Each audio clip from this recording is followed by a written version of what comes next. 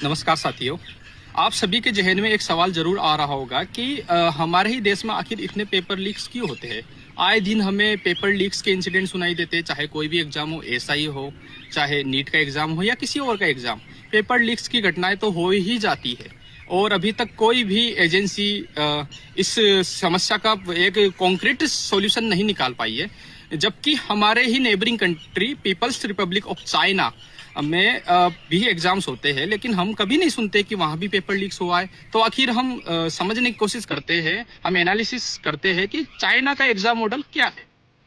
One of the toughest examination in the world, gaokao, जो China conduct करवाता है, ये एक यूनिवर्सिटी एंट्रेंस टेस्ट है। जैसे हमारे यहाँ CUET एग्जाम लगता है, वैसे ही वहाँ की कॉलेजों में एंट्री के लिए गाओकाओ एग्जाम देना पड़ता है। जिसमें पिछले साल जो गाओकाओ एग्जाम हुआ था, उसमें 1 करोड़ 33 लाख लोगों ने एक साथ बैठ के एग्जाम दिया था और सिंगल शिफ्ट में। गाओकाओ का पेपर डिजाइन करने के लिए चाइना की अलग अलग यूनिवर्सिटीज और कॉलेजों से जो टीचर्स को सिलेक्ट किया जाता है और उन्हें बीजिंग के एक रिमोट एरिया में, जो हाई सिक्योरिटी वाला एरिया होता है, उसमें रखा जाता है 3 महीनों के लिए।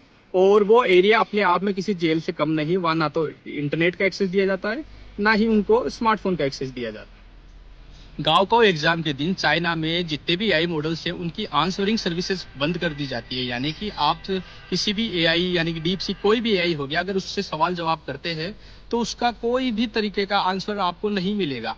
सोचिए कितनी लेवल पे जाके ये स्ट्रेटेजी बनाते हैं एग्जाम को फेयर करवाने के लिए।